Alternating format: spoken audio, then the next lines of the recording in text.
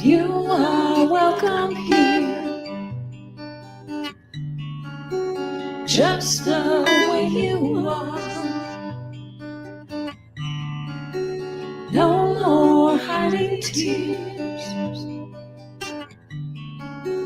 no more covering scars. You are welcome, holy welcome.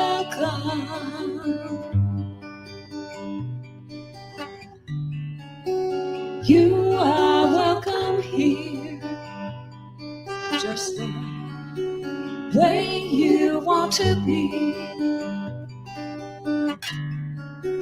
Bring your deepest hopes. Welcome, holy welcome, holy welcome.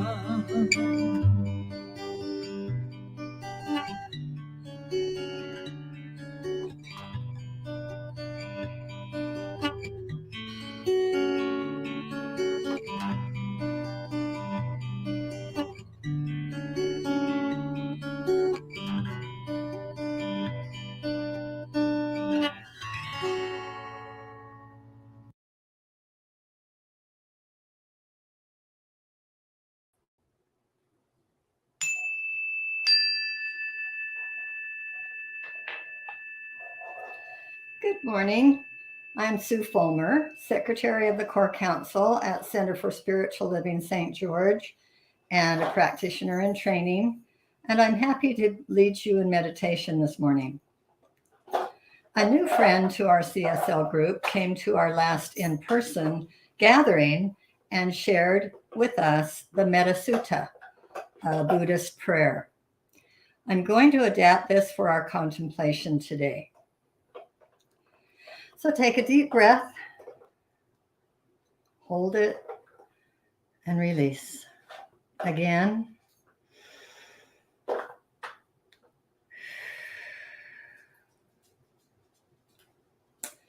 And we begin.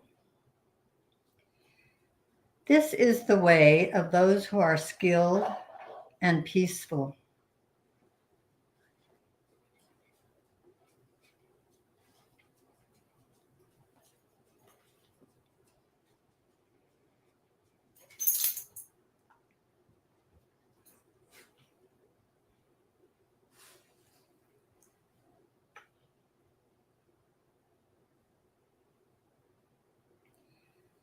Skilled and peaceful, and who seek the good and follow the path.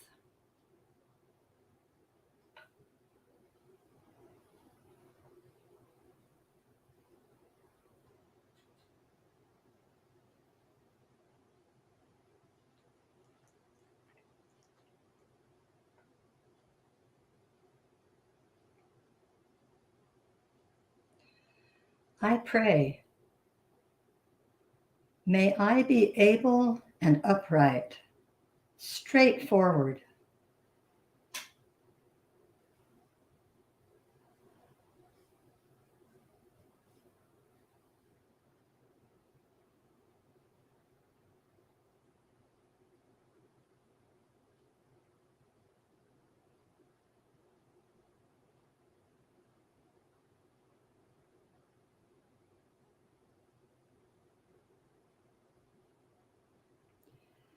May I be of gentle speech and not proud.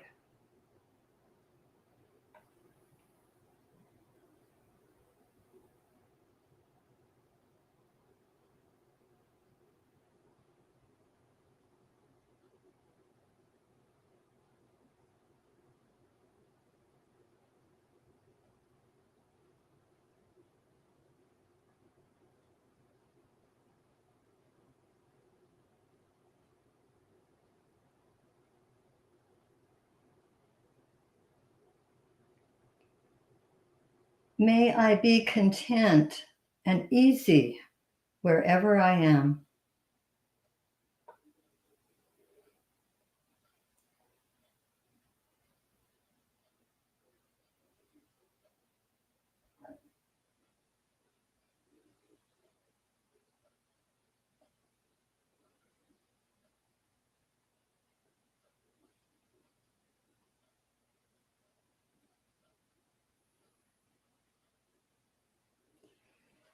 May I be unburdened, and may my senses be calm.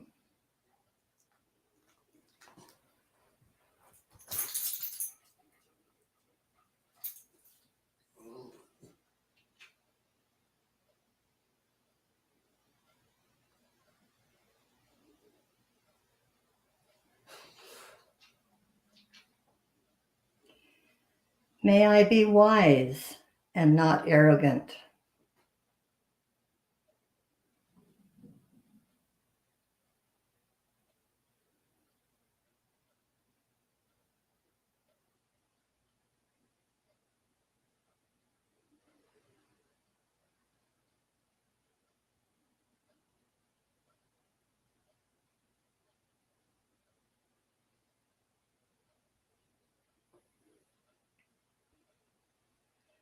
May I do no harm to any living being.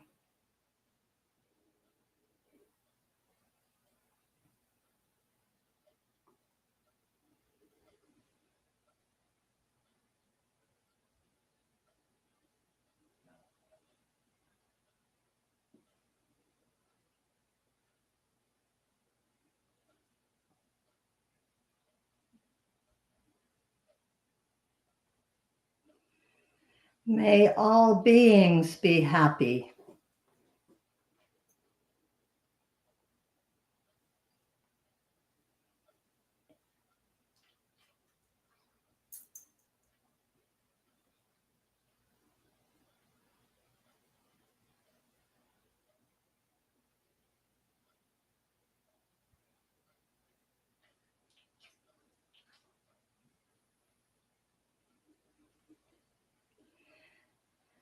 May all live in safety and joy.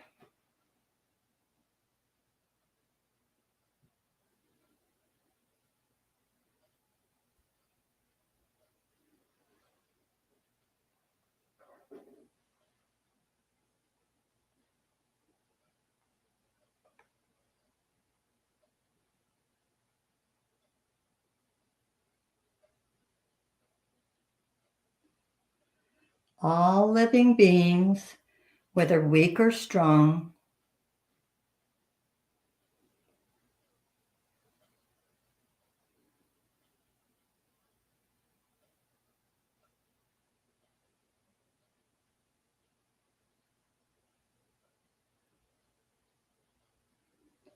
old or young,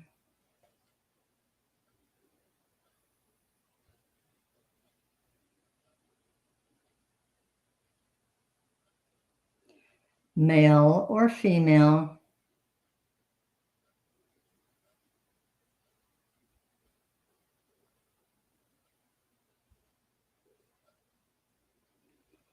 smart or foolish,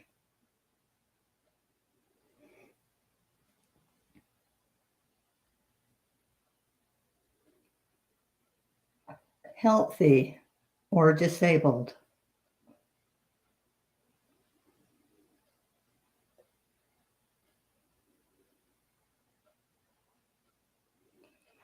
All living beings seen or unseen.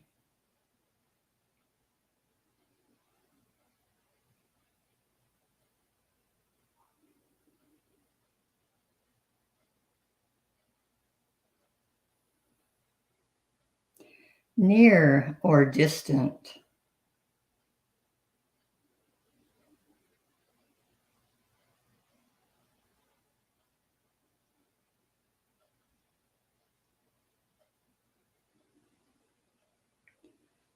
Born or to be born.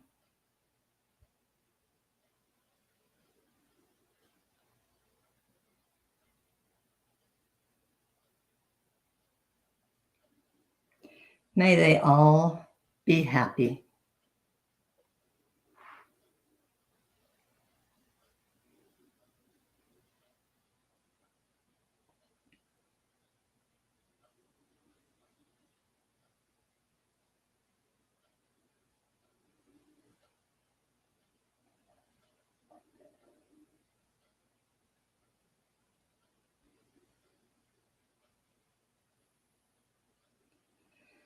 As parents watch over their children, willing to risk their own lives to protect them, so with a boundless heart, may we cherish every living being.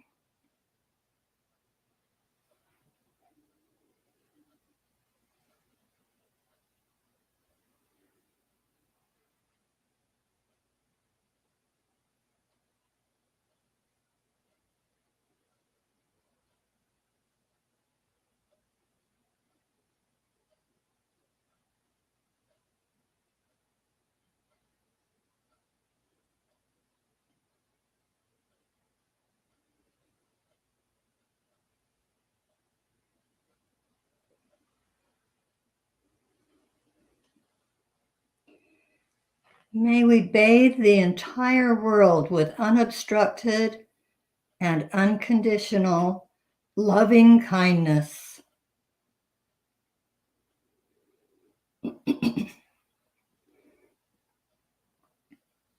Standing or walking, sitting or lying down. In each moment, may we remain mindful of this heart and this way of living that is the best in all the world.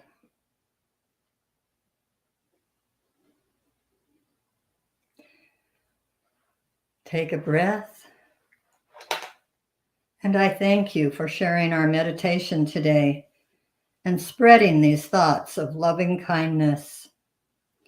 Positive thoughts of joy and love have unmeasurable power for good. Be well. Namaste.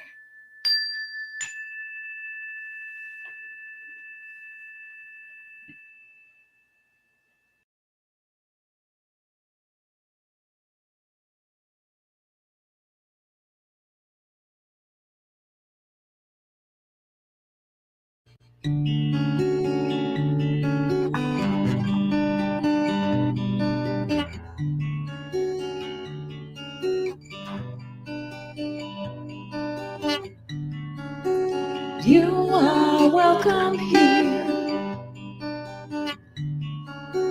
just the way you are. No more hiding tears, no more covering scars. You are welcome, wholly welcome.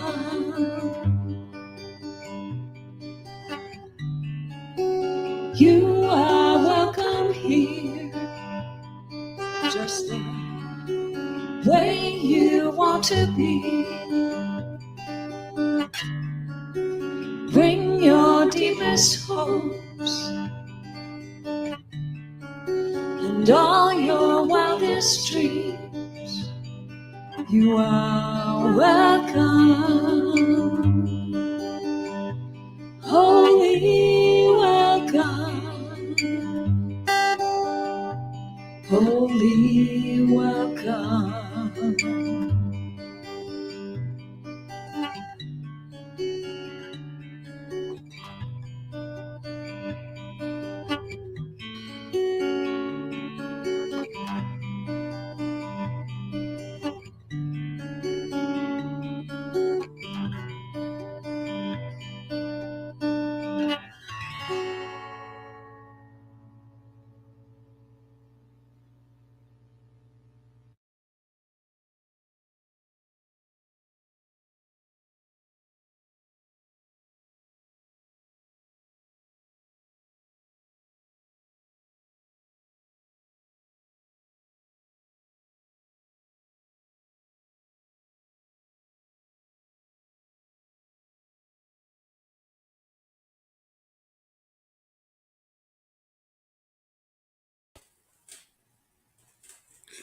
Well, hello, everybody.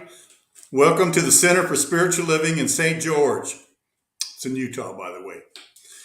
We are delighted that you're with us today, and I think you're going to really enjoy the message and the music. So hang around. It's safe here. Nobody's going to bother you. We're an open, loving, and inclusive community.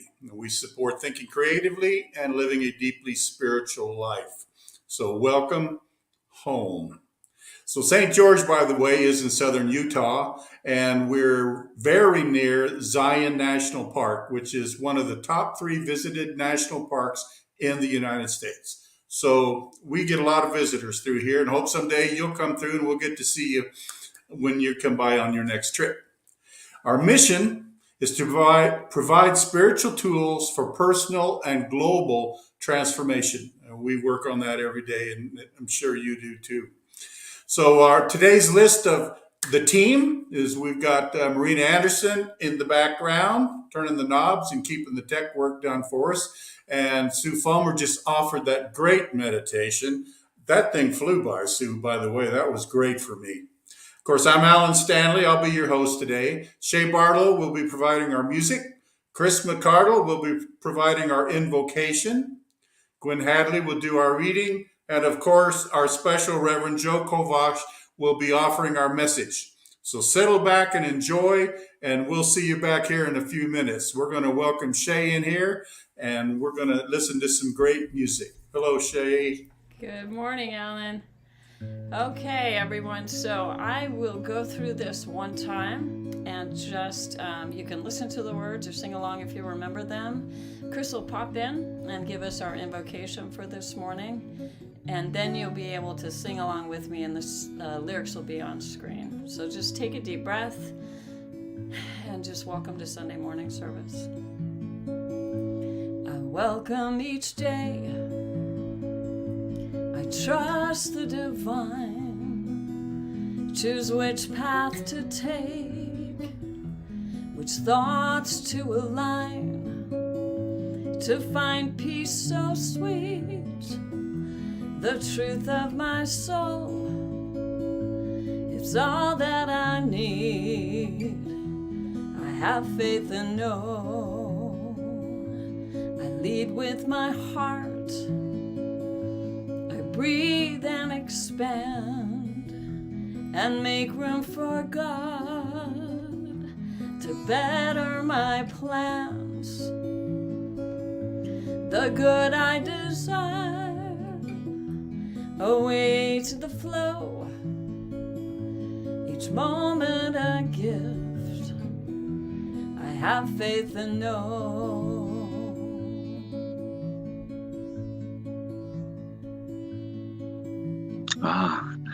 As I settle into nature, the nature that surrounds us all, I recognize that there is one divine presence, a power, an energy, a force, a God mind that is the creative force and an entity behind it all. So I know in the forest, in nature, the fuzzy, the furry, the slimy, the scaly, and everything else is of that essence, that perfect essence of the divine. So in gratitude, I allow us to just go into service, to absorb what the universe brings to us in consciousness and teaches us as we move forward. And in that knowing, in that recognition, I just simply feel the gratitude of life, the gratitude of the fuzzy, the furry, the slimy, the scaly, and everything else. Because it's all just the divine, it's all just God. And I release these words into service, allowing service to start by saying, and so it is. So it is. Welcome each day. I trust the divine, choose which path to take, which thoughts to align, to find peace so sweet, the truth of my soul, it's all that I need. I have faith and know to find peace so sweet, the truth of my soul, it's all that I need. I have faith and know I lead with my heart. I breathe and expand and make room for God to better my plans. The good I desire awaits in the flow. Each moment a gift. I have faith and know the good I desire. The good I desire awaits in the flow. Each moment a gift. I have faith and know.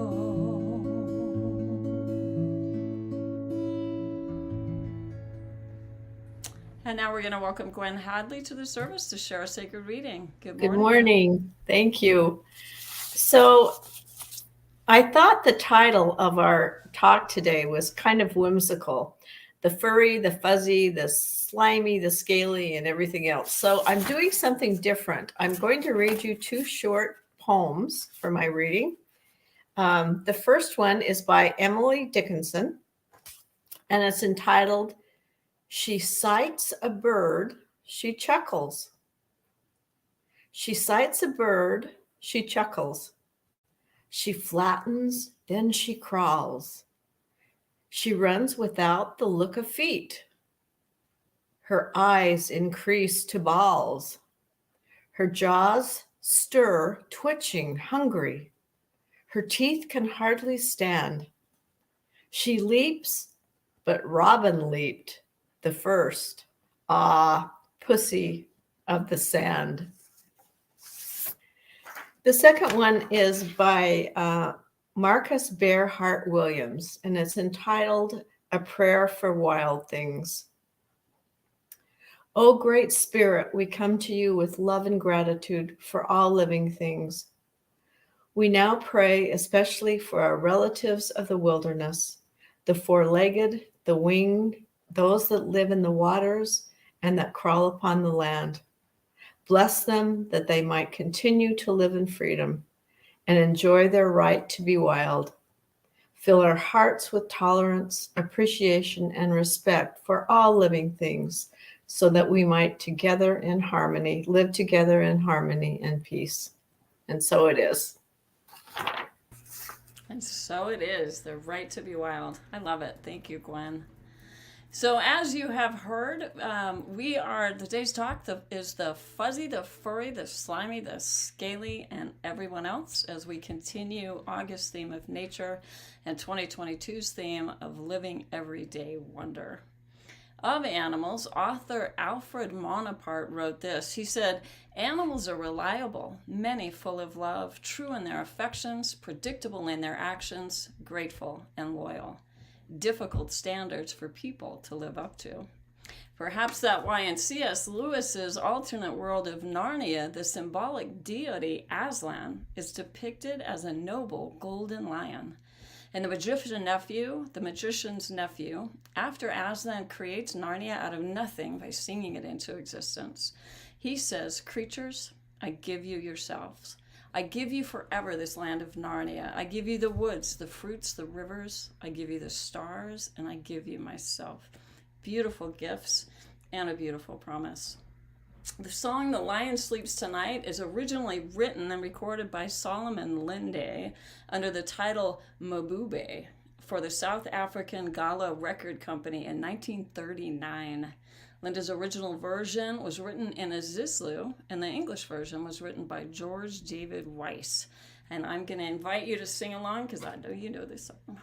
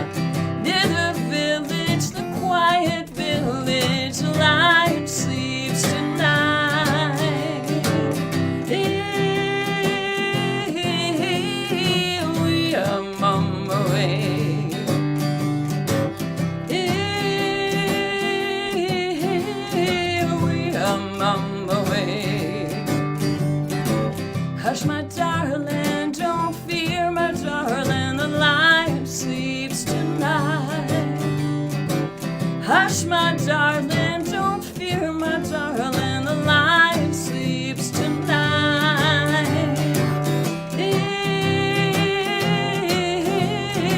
We are mama way.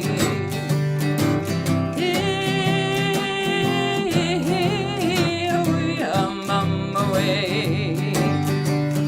We ma way, oh we ma way, we ma way, oh we ma way, we ma way, oh we ma way, oh we ma way, oh we ma way.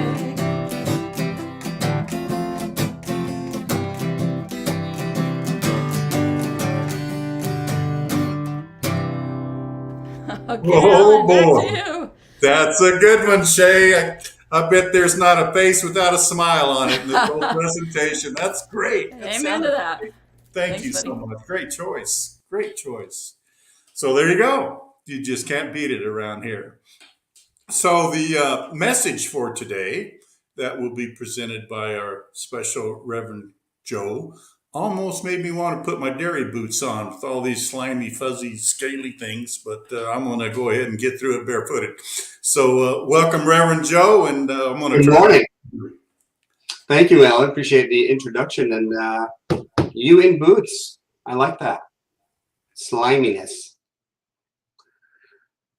It's funny. I get to this point and I'm enjoying our service so much. I kind of tend to forget all the time that I have a responsibility here too. So I want to go back and first let everybody know, as practitioner Chris Ricardo was talking, that was not like a photoshopped virtual environment behind him. He's out there in Oregon serving at our CSL camp, and those were real trees. He's in the middle of nature. So how beautiful of an opportunity to serve, and he is doing just that.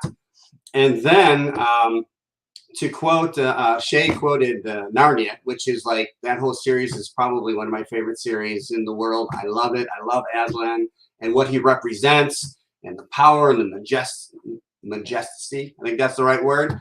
And Shay and I were I had a suggestion for a song, and it had a lion bass idea. I don't want to give it away because we're going to get it done yet. And she said this morning that she had, she was inspired by the lion. So playing that song was just how perfect. I mean, what an amazing leadership and talent we have at our center. And they bring themselves 100%. So I appreciate every one of you, including Marina in the back, making me look and sound wonderful. So thank you for all of that. So we are talking about, continuing to talk about the wonder of nature. And with that, we're going to focus on the animal kingdom this month, or this week, excuse me. And we're surrounded by it all the time. And I think it's one of those things that we take for granted quite often. We may focus immediately, we talk about animals. Many of us have our dear pets around us of all sorts. And whether it's a horse or a dog or a cat or a guinea pig, we surround ourselves with these creatures, and they give us this sense of love and relationship. And yet, the simple lesson of this whole talk can be summed up in the fact that everything that we're in a relationship with, everything that we sense, we see, we taste, we touch, we smell, is all God in expression, all that divine mind being expressed in form. And so we're going to start off with this kind of foundational quote from Ernest Holmes. He says, "Nothing is more apparent than that man, as he now appears, is the result of evolution.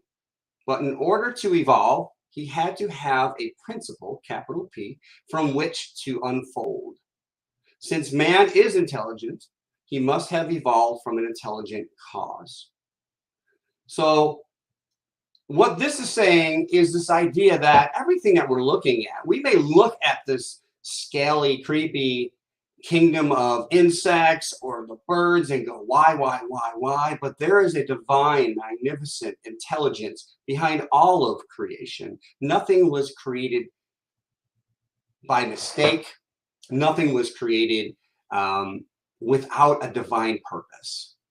And the joke I hear often with regards is to God's sense of humor is the platypus. You look at him and it's almost like a hodgepodge of different parts of different animals, and yet it works. and it has a divine purpose as well. And this purpose, again, is intelligent. And everything continues to evolve. And we know this because everything is in a constant state of divine change. Nothing stays the same. We know scientifically that things are constantly moving. Even this desk in front of me that is solid wood, if we look, is vibrating at some point. And so I just, this quote, I wanted to start with it because it's recognizing that there is a mind and an idea behind each and everything, including us. But as we look out, these are the things that we have relationships with. And today, again, we're going to focus on the animal kingdom. And that same intelligence that created animals and the stars and the galaxies and the planets, again, it created all of life. And also, I'm going to throw in there, all the things that we believe are, quote, dead or don't have life.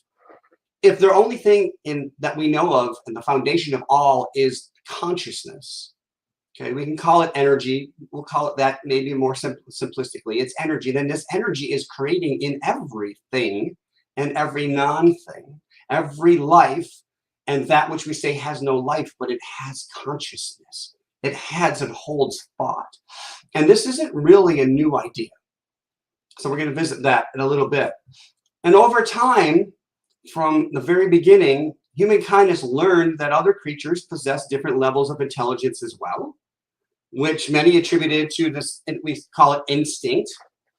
And yet even ourselves, if we look back, and we will, as we talked about last week, that we've evolved. We've evolved. And it's all part of this purposeful divine expression. And we recognize, as more modernly we study with modern technology, the different levels of intelligence that animals have. And it wows us on one purview, and on the other, it's kind of like, well, of course, everything here is here for a reason. The animals in our lives show up, and I'll share for ourselves, our family. Many of them literally have just shown up. They have been on our doorstep, some dying, some lost, homeless, etc. The 2 cats we have, that's how we got them. And our dog, Manny, same thing. He was literally showed up on our front lawn, down the street, dying, and we took him in, and he's been ours since. And what a divine relationship. And it all came with purpose. They've all added to our family's love and life. And we don't want to separate ourselves from, like, say, us and them, right? As humans are linked with the rest of God's creation. We recognize that this is God sitting before me, whether it has 4 legs or it moves on its belly or it's a tiny, tiny, minuscule ant or insect, whatever it is that divine consciousness that is being expressed. And no matter what we may have a judgment against it in some way, shape, or form, it is being expressed perfectly, wholly, completely. And so let's take a look at our relationship with animals and insects, all those other living things on our planet. And we know that they have intelligence. And this idea, sometimes we limit. And we go back to this idea that, well, that, they're not, what can it really do? In a sense, we're kind of at the top of the food chain. I have a dog, but what can a dog do? It shows up, it chases a ball, maybe. Can it pay my bills? Can it write poetry? Can my dog talk? Can my cat do, drive me to work kind of things? And it sounds simple, but we put ourselves on top because we limit the divine purpose. We limit their beingness in our lives, no matter what, again, this animal or insect is. And so we think of it from this place of, well, we're on top. We're the top of the food chain, and many mistake this idea that God gave humans dominion over the animal world and so forth. And I think that gets mistaken in the sense because we can look at it from a couple different ways. And we're going to talk about that a couple different ways, because one of the ways I want us to look at this is, if we're on top, what consciousness are we operating from? This sense of superiority, or a sense of oneness. And there's this word that I came across, and I'm going to share it right now, anthropocentrism. And this is from Wikipedia. It says, a perspective humankind is seen as separate from nature and superior to it. Okay, and everything else. So we're on the top. And here's kind of a picture of this anthropocentric view. Coming from the ego, we put ourselves on top. And everything else just is here for our good and only our good and really has no other purpose. Okay? When we look at ecocentric, we recognize our divine oneness, that we are, in a sense, a player in this grand play of living in reality. We're as equal. We all support each other. And so this was a brand new idea to me. I wanted to share it. So again, coming from the state of ego, me, I get what I can in that limited consciousness, then we separate ourselves. We kind of put a wall right here between us and the animal kingdom. Whereas here we can find our oneness and our wholeness with. Now, this does not mean that, and I truly believe, like the chickens come into this world, and yes, it's okay for us to choose, and whether we choose to eat or not, maybe we stay with plant-based or whatever, but everything does serve a purpose. But what is our consciousness of it? Just like, certain animals are there in the food chain for other animals. It's all again, goes back to this divine intelligence. And looking at this circle, of course, not the pyramid, but the circle, where everything is in it. And we recognize, again, if we remember our panentheism, I've showed that picture many times, that this is our universe and God is even more than the universe. So there is a divine mind. And we're limited to understanding it right now in our reality. And so as we hold this belief that we're superior to others, we're just going to continue to experience the ideas of racism and biases and prejudices and discrimination, because if we discriminate one, we discriminate all. What we hold within ourselves, we see in the world. So if we see this separation, if we see this superiority thing, then that's something we hold within us and causes, again, to feel separate. And I ask, what if we began ourselves individually to look at the animal kingdom in a different way? Truly, as an expression of that which we call God and spirit. It's here in form, whatever it looks like, whether it's a fuzzy tarantula, those freak me out, but yet in a majestic way, they're beautiful. And I understand they serve a purpose. What about, I live in Las Vegas, what about a cockroach? What about a fire ant? What about a hummingbird? A dragonfly? See, are we really superior to them? I mean, we all recognize the importance of bees. And without them, we wouldn't be here because the pollination wouldn't happen. And so Ernest Holmes quotes, he says, we believe in the incarnation of the spirit in everyone and everything, and that all people, life, are incarnations of the one spirit. Incarnations, for those of you that know, are simply, it's showing up in form. It's being birthed. It's being created.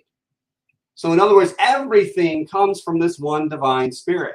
Call it what you will, God, Buddha, Yahweh, whatever. Even those words limit the magnificence and the awness and the allness of that which we do call God. And so Ernest Holmes recognized this, that it is the foundation of everything, in order to, again, allow us to see the true beauty in everything and how nature works to perfection.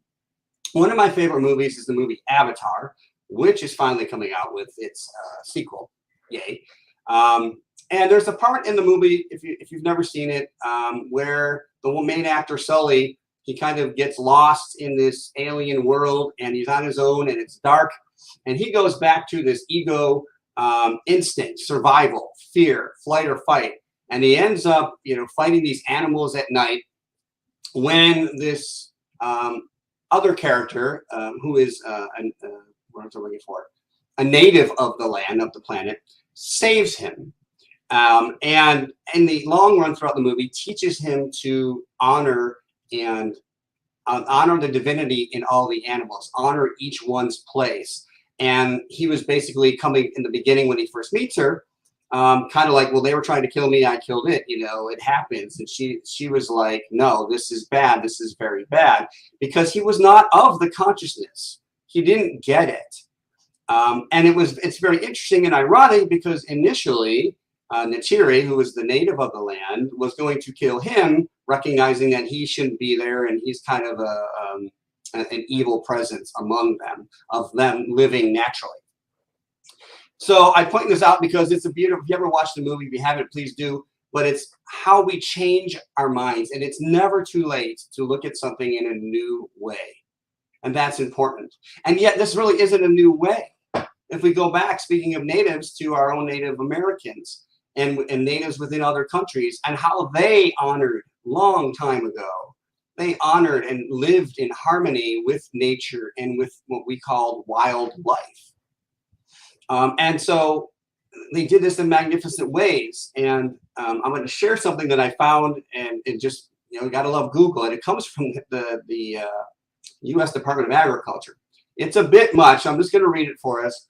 And it says, I'm not going to use my laser, but it says, people of today have just begun to think about this. And what this is, it says, the title of this is, do you know that one of the most important aspects of Native American life is ecology? The Native Americans have always had a deep respect for the land. There was love of every form of life. The Native Americans did not kill anything they could not use. They never killed an animal or a fish for the sport of it. Fishing and hunting were a way to survive. The Native Americans lived in harmony with nature and did not abuse the natural world. They were ecologists long before the word was ever used. And then it shares the Anishinaabe people do not have a word for conservation because it is an assumed way of life. It did not have to have a special, they did not have to have a special word for it.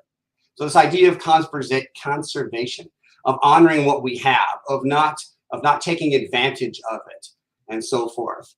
I found that fascinating, and I found this, it was in a PDF, and I put the link below if you want to look it up. It's some fascinating facts about how the Native Americans have contributed to our culture and still do. And this point brings up this idea of hunting.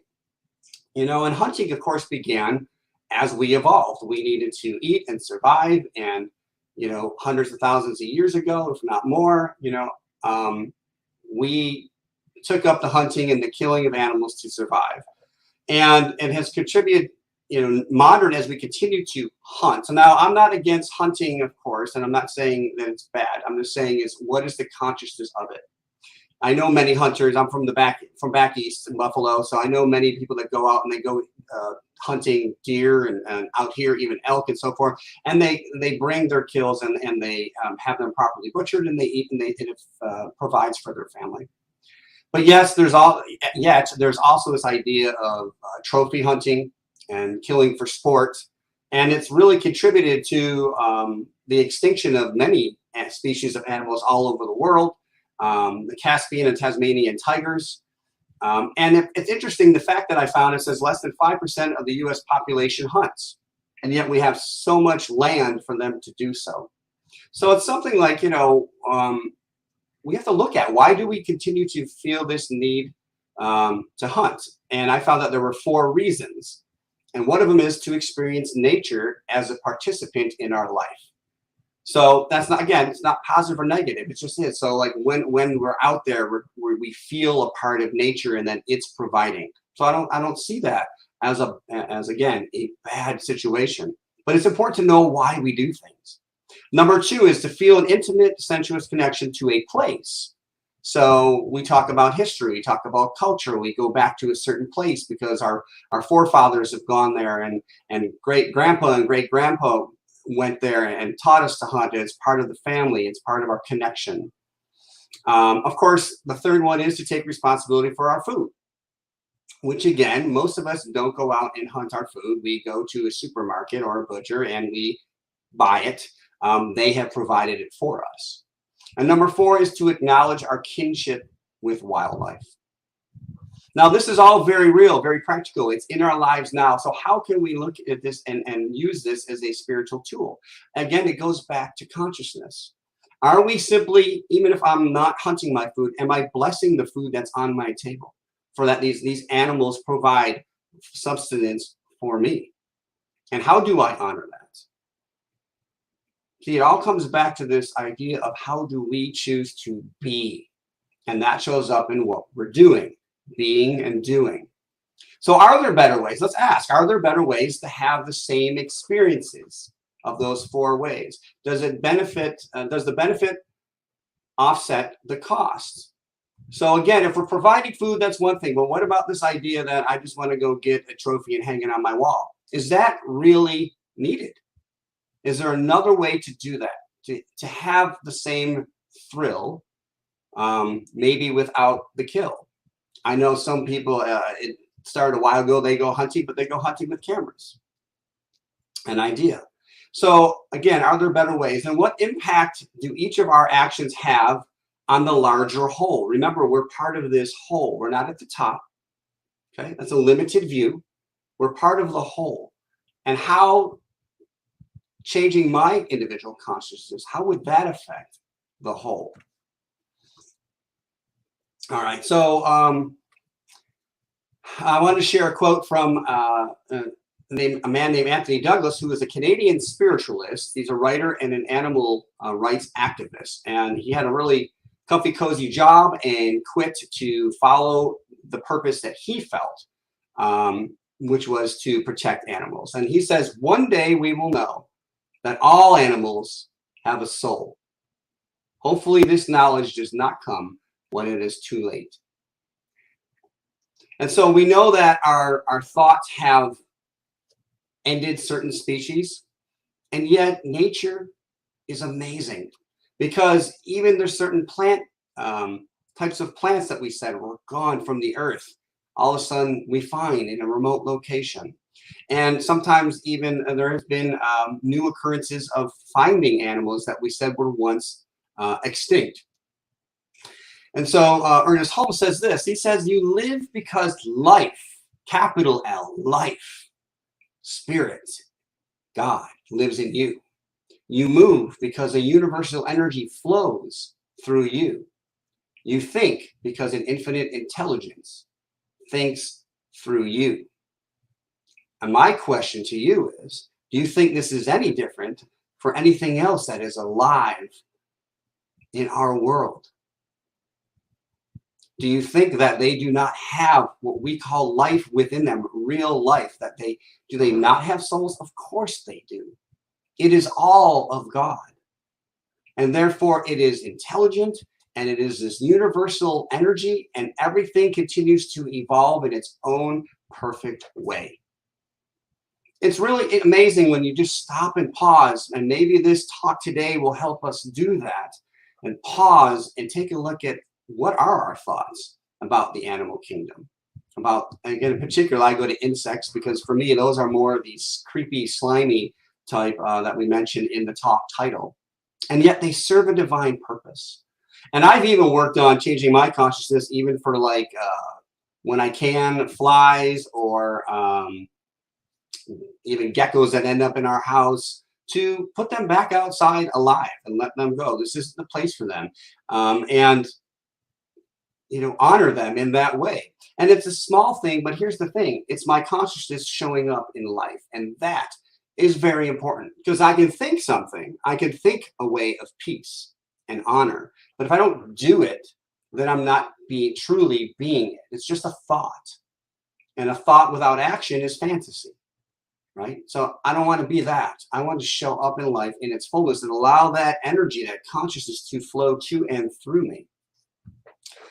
So we've been around a while, and we have our own nature, and our quest for knowledge at the same time is often carried out with a sense of disregard for other animals.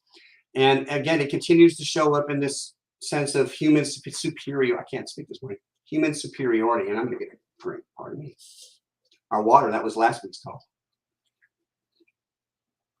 So another way, something I want us to think about, is how we look at animals for entertainment. And it goes back, I know it's changed quite a bit, and we have, particularly the Western culture, looked at how we treat animals, particularly like things in like circus events. We train the animals, and even we look at zoos and how do we treat the animals. Now, I know many, our consciousness has changed, and many animals that are now in the zoo are there because they would not survive in the wild on their own. So we do them a service. That is a change, but it's something to look at, particularly being close to California, and I've been to SeaWorld, and I found some information that it says in the wild, whales and dolphins live in groups, often in tight family units that may last for years or a lifetime. That they can travel up to 100 miles a day. 100 miles a day as they search for food and they socialize. And it says these intelligent mammals normally spend only 10 to 20% of their time at the surface. So that's them in their nature. And then we look at something like SeaWorld, where that's not happening. They're not swimming often even with other dolphins of their own kind. And they're not at the top, and they're not socializing, and they're certainly not traveling 100 miles a day. So again, if this is a situation where we're pulling them for our entertainment, is there a better way to look at this? Now, if it's a situation where we're actually saving them, there was a situation maybe where they were abandoned and they can't care for themselves in the wild, then we honor them in that way. But again, it's just a way to look at, we're surrounded all the time by these animals and this life, this God life that is showing up. And I love the idea of just stopping and pausing and recollecting on the power. I use the word the power in the life that is around us through animals. And going back to a quote from Anthony Douglas again, Douglas Williams, sorry. He says, when I look into the eyes of an animal, I do not see an animal. I see a living being. I see a friend. I feel a soul. So this quote astonishing me, and it reminded me of, and so I'm going to date myself here a bit, but back in the 80s on HBO, there was a kind of like a documentary done with this gentleman, and he had help. I would focus on the man. And he went and lived among a group of wolves to study them.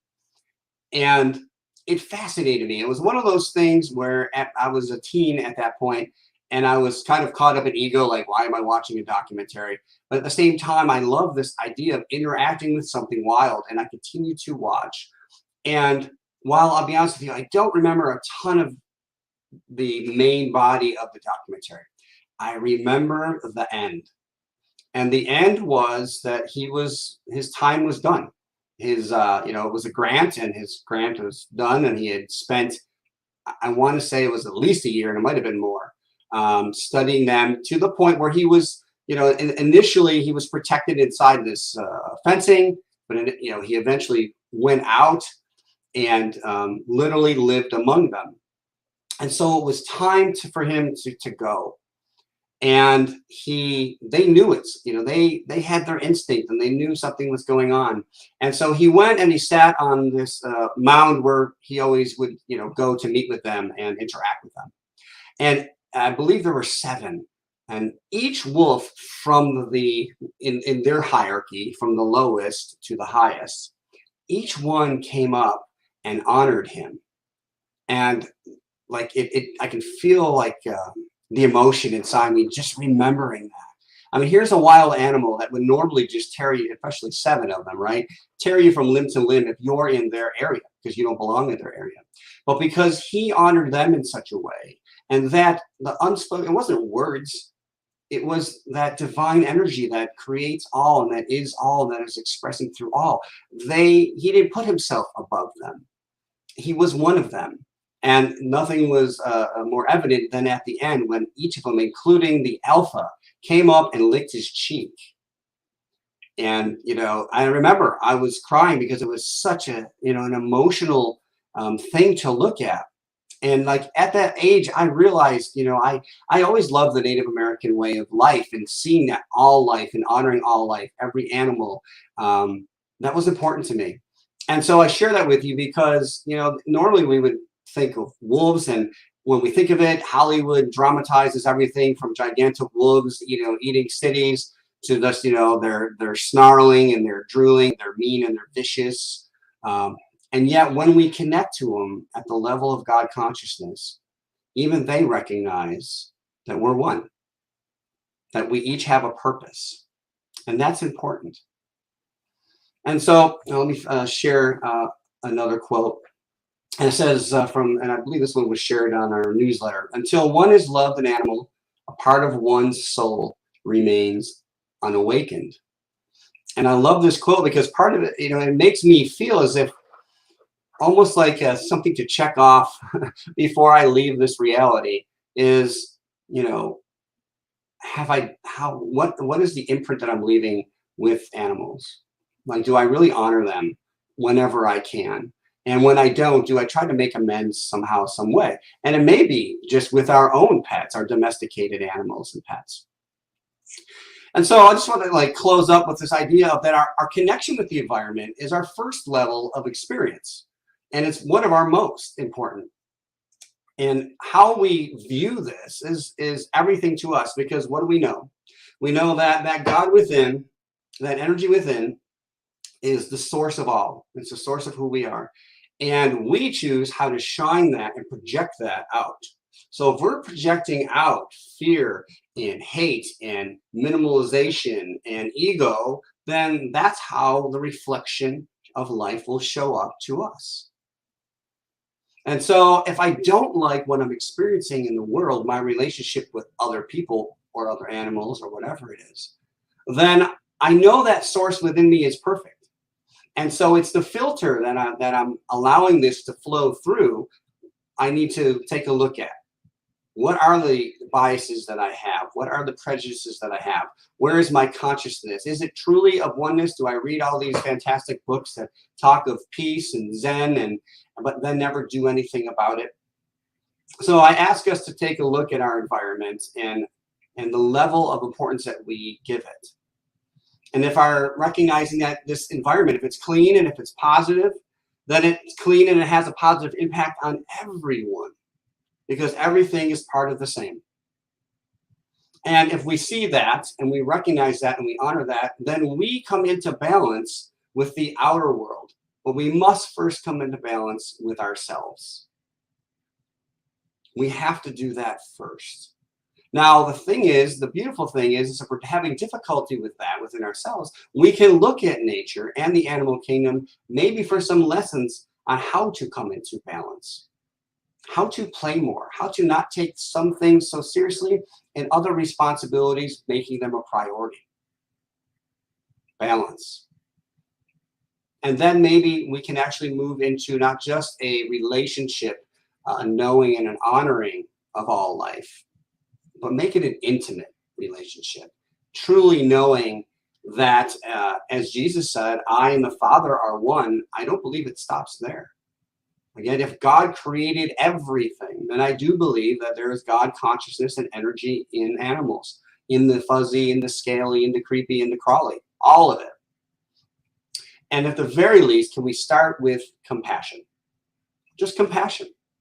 Okay, if maybe I'm still having problems seeing things in a positive way, be compassionate with ourselves first. And then can we look for that compassion in the world to continue to lead us and guide us and just honor us. A few weeks ago, we were talking about, I took a hike with my wife at Cathedral Rock. And when we got to the very top, we were surprised with the chipmunks, and they were eating right out of our hands. And it was like, it was divine. It really was. It was fun. It was everything all at once. Obviously, they trusted us. We trusted them. There was the balance and the harmony in a place that I wasn't even looking for it. I was just thanking God that I made it to the top. And I was rewarded with this gift. Beautiful, beautiful. And so let's do our part. And I'd like to share our affirmation. And it says this. I'm going to read it once, and then I'm going to ask us to read it together with energy. It's the energy we put behind all things that matter. So it says, I embrace all of life. Every living creature is the divine expressing itself.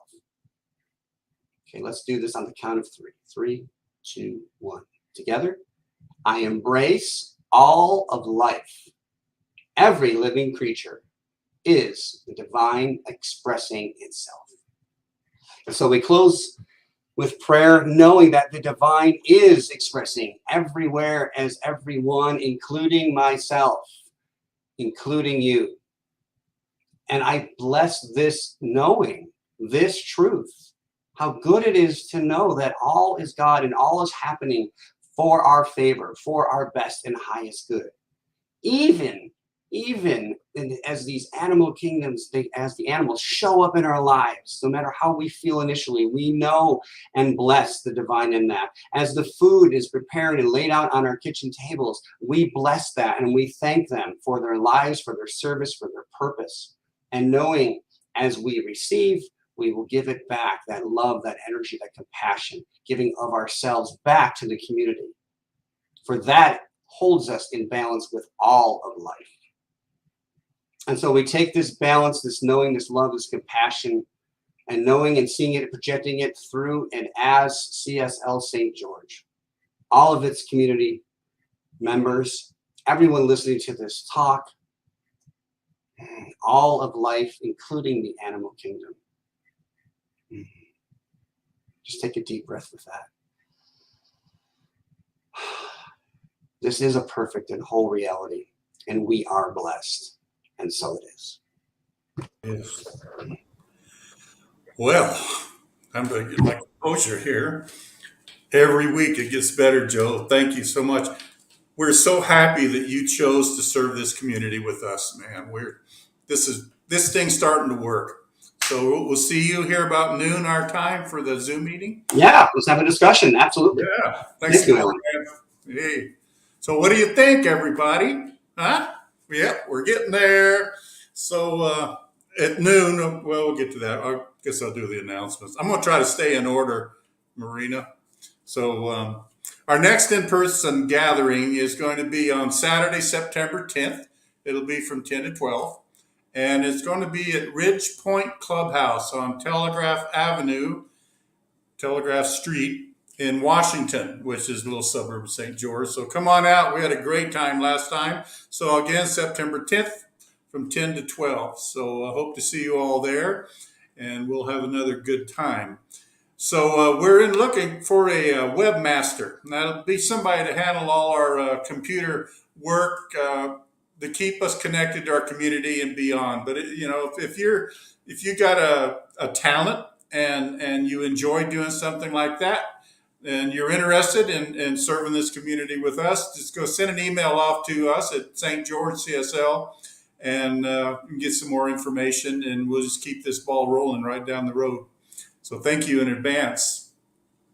So we're here for you. We have our community care circle, and there's a people that are just on standby to serve. If you'd like somebody to talk to, or you're in need or something, you can contact them. You can call and leave a message at 435-893-6702, and somebody will get back a hold of you. And as always, our practitioners are here to assist you and to pray with you. So you can, if you'd like to join somebody in prayer, you can send off an email to prayer@cslstgeorge.org, and somebody will get a hold of you, and you can share that prayerful moment together. So I do want to let you know something. Every week we bring up the tithe and offerings, that we're involved in a flow here.